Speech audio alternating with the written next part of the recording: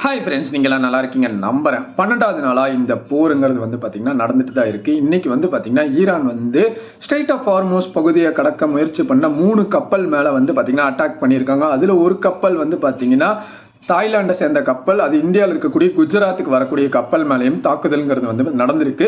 இதில் வந்து பார்த்தீங்கன்னா இந்த ஸ்ட்ரெய்ட் ஆஃப் ஹார்மோஸ் பகுதியை சைனாவோட கப்பல் மட்டும் கடந்து போய்க்கலாம், நாங்கள் எதுவும் பண்ண மாட்டோம்னு சொல்லிட்டு ஈரான் சொல்லியிருக்காங்க. மற்ற எந்த நாட்டோட கப்பலையும் நாங்கள் விட மாட்டோம் அப்படின்னு சொல்லி ஸ்ட்ரிக்டாக வந்து பார்த்தீங்கன்னா அட்டாக் வந்து இப்போ பண்ணிட்டும் வந்துட்டு இருக்காங்க. யூஎஸ் ட்ரம்ப் என்ன சொல்கிறாப்லன்னு வந்து பார்த்தீங்கன்னா ஆல்ரெடி இவங்களோட நேவல் ஷிப்பு, நேவர் வார் ஷிப்பு எல்லாத்தையுமே அழிச்சாச்சு. ஒரு 16க்கும் மேலே இருக்கக்கூடிய ஷிப்ஸை வந்து டிஸ்ட்ராய் பண்ணிட்டோம். மோர் ஓவர் இவங்க கிட்ட கம்யூனிகேஷன்ஸ் எதுவுமே கிடையாது அப்படிங்கிற மாதிரி ஒரு பக்கம் சொல்லிட்டு வந்துட்டு இருந்தாரா. இனி ஒரு பக்கம் வந்து பார்த்தீங்கன்னா தாக்குதலை நிற்பாட்டாமல் வந்து பார்த்தீங்கன்னா ஈரான் வந்து இஸ்ரேல் மேலேயும் சரி, அதே மாதிரி வந்து பார்த்தீங்கன்னா அருகாமையில் இருக்கக்கூடிய மிடில் ஈஸ்டில் இருக்கக்கூடிய நாடுகள் மேலேயுமே வந்து பார்த்தீங்கன்னா தாக்குதல்ங்கிறது வந்து பண்ணிட்டும் வந்துட்டு இருக்காங்க. இன்னைக்கு கூட வந்து பார்த்தீங்கன்னா துபாயில் இருக்கக்கூடிய துபாய் ஏர்போர்ட்டில் வந்து பார்த்தீங்கன்னா ஈரான் வந்து அவங்க மிசைல்ஸை லான்ச் பண்ணியிருக்காங்க. மோர் ஓவர் வந்து பார்த்தீங்கன்னா பஹ்ரைன்லேயும் வந்து அட்டாக்குங்கிறது நடந்திருக்கு.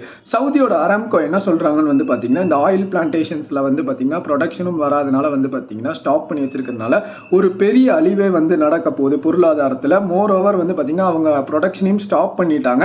ஏன்னா அந்த ஸ்ட்ரெய்ட் ஆஃப் ஹார்மோஸ் பகுதியில் எந்த கப்பலும் விட மாட்டேங்கிறாங்க. ஒரு பக்கம் வந்து அது ஒரு பிரச்சனையாக போயிட்டு இருக்கு. பார்த்தீங்கன்னா உலக நாடுகள் மத்தியில் வந்து பார்த்தீங்கன்னா ஒரு மாதிரி கச்சா எண்ணெயோட விலையும் ஏறிட்டே போயிட்டு இருக்கு.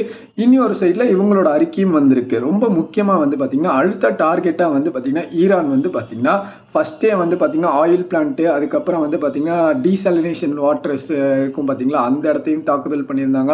ஆயில் டேங்கர்ஸ் இது மேலே எல்லாமே வந்து அரபு நாடுகள் மேலே தாக்குதல்ங்கிறது நடந்தது.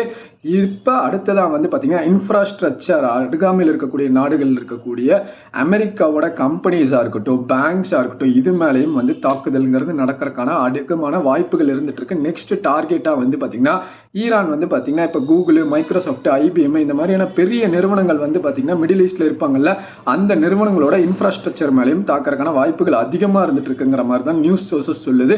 ரொம்ப முக்கியமாக துபாய் வந்து ஒரு சேஃபஸ்ட் கண்ட்ரின்னு சொல்லிட்டு நிறைய நபர்கள் ரியல் எஸ்டேட்டில் வந்து பணம் போட்டிருப்பாங்கல்ல, அதெல்லாமே இனிமே வந்து பார்த்தீங்கன்னா பாதிப்படைகிறதுக்கான வாய்ப்புகள் இருந்துட்டு இருக்கு. டூரிசமும் வந்து பார்த்தீங்கன்னா பெரிய அளவுக்கு துபாயில் வந்து பாதிச்சுட்டும் இருந்துட்டு இருக்கு.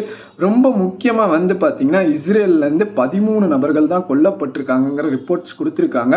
மோர் ஓவர் லெபனானில் வந்து பார்த்தீங்கன்னா 570 நபர்கள் கொல்லப்பட்டிருக்காங்க, அப்பாவி பொதுமக்கள்.